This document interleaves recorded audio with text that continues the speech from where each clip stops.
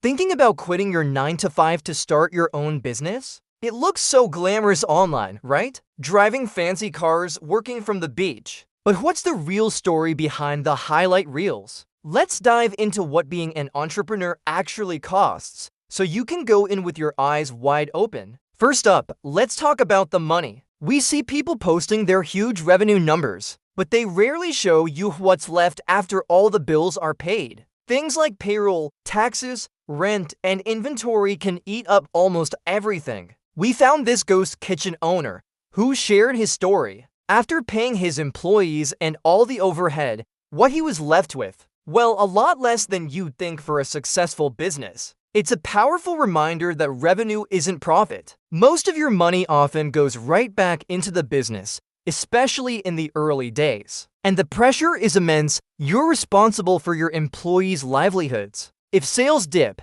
it's not just your income on the line, it's theirs too. One entrepreneur shared that it took them 3 whole years just to turn a profit. 3 years? Can you imagine working that long without a steady paycheck? It's a marathon, not a sprint. This is why passion is important, but it's not enough. You need a solid business plan, financial literacy, and a ton of resilience. Let's look at different business models. Franchises can seem like a shortcut to success, but one owner shared their story of losing everything. It's not a guaranteed win. What about e-commerce, like selling on Amazon? It seems easy, but one seller got hit with a 25% return rate after Halloween. That means a quarter of his sales came back, and he had to absorb the losses from shipping and used products. Another entrepreneur shared a story about starting a business and getting 0 sales for an entire year. 12 months of work with nothing to show for it. The thing is, these aren't stories of failure.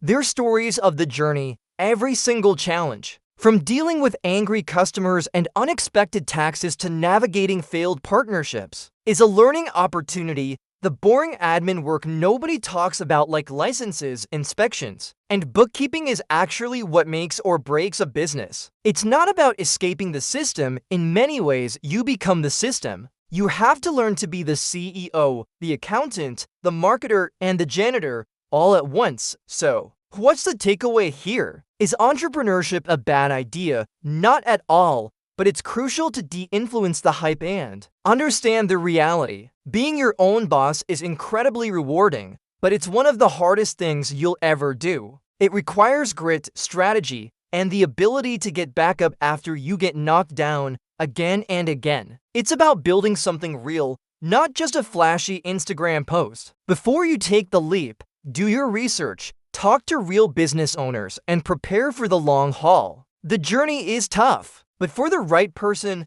it's absolutely worth it. Thanks for watching, and if you're on this path, keep going. We're rooting for you. Don't forget to like and subscribe for more real talk about building your dreams.